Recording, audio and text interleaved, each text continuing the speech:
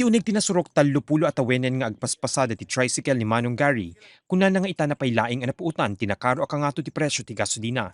Nararigen, saan pa'y anakakamat isuna tinagsasarano nga oil price hike, ng manamnama may patong palmanen ti panagnato ti presyo ti petrolyo inton bigat, March 31, 2026. Posible ang umato ti 11 pesos aging gana 13 pesos ti kada litro ti diesel, 50 centavos aging gana 250 pesos and 50 centavos ti gasolina, idinto a 3 pesos aging gana 5 pesos ti kada litro ti kerosene. Kaya mabalin na sir, ipapaanos lahat na nangarot di ka sumurot, awamot mabalin may. Nagpangado at presyo, sumursurot kami na sir, kasarita kami matapasero, kayat na, kayat agad, nangarot mabalay. Alangan mo tada kami na taksakribisyong awang kita kami sir. So dito tuloy-tuloy pa naggato di presyo na sir, adaban nagbaliwan na dito may awit tayo kwarta. Kaya dakil na sir, dakil tikim butungan na. Imbes ka kumita ka mo ti 200 di dahil, tatakot na rin kata, baka nasurok lang sa kasutan. Kuna ni Manong Gary ang nagtultuloy laing nga kastoy ti sitwasyon, mapuwersa isunan nga agsarak ti sabalya pagsapulan. Kabayatan na malaksid ti nangato a presyo, problema pa iti agkurkurang nga supply ti petrolyo. Kasi ti daytoy paggasolinaan, sumagmamanon nga aldaw nga awan ti supply da diesel. Kadagiti napalpalabas nga aldaw, temporaryo da pa'y nagsera gaputaawanen ti may lako da. Awan sir, awan si Mangbot nga stock ni kasi awan ti si Mangbot nga barkod di depo kan. Narigat nga wa. So kadagito ilang ang mapagpadasan nyo tayo close dili mga aldaw? Wan sir. Sipod idi ng Wan sir. Adamo di sarang mag-close kami one day lang kasi iso lang mo kang tatagat. Ag 1 week pa yung duman sir. Ket kumusta mit dito adda mga supply itata?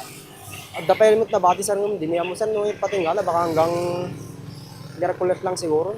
Baka next week kam to man nag-open no. Kas kadagiti PUV drivers, maapektaran met ti masapulan ni Marvin. Nupay kasta, positibo isuna nga addan tumetlaing ti patinggan at ti agdama problema. Ket anong epekto na kanya dito na kay gasombrek adda ba sa di tata? Awan no ka sir. Awan mo ko. Hanggang no kala tamo ko sir extra kantalon kada oras niya dilan basta dalagat pa kakitaan. Kasi kabayag mo nga papapadyan ka. 6 years na kin sir ito eh. 6 years ka. So madanagan ka ba dito mapaspasama o ano pa nagkunang malpasumet lang dito di mabita pa na wen? Malpas naman na ta sir, lamot lang gamot ko no ka. Narigat mo no kasi natakan ka na yun. Positibo kayo nga adantumet lang solusyon. Wan sir. Ano lang sir o mabalin. Itay laing talabes na kaawal iti Pilipinas ti 1.5 barrels ti crude oil manipod iti Pagilian a Russia. Ngimsakbay ang mausar da gitoy, masapol da pay laing adumalan iti proseso iti crude oil refinery. Iti Pagilian na Pilipinas ti addaan laing iti agmaymaysa a crude oil refinery a masarakan iti Bataan. Kabayatan na Basarmet ti Ilocos Norte Police Provincial Office, addan digiti sumagmaman ang paggasolinaan iti probinsya ang nagserra.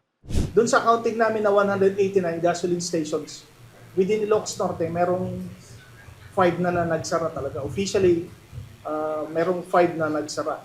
Doon sa, minsan, merong gasoline station na monitor kami na ubusan.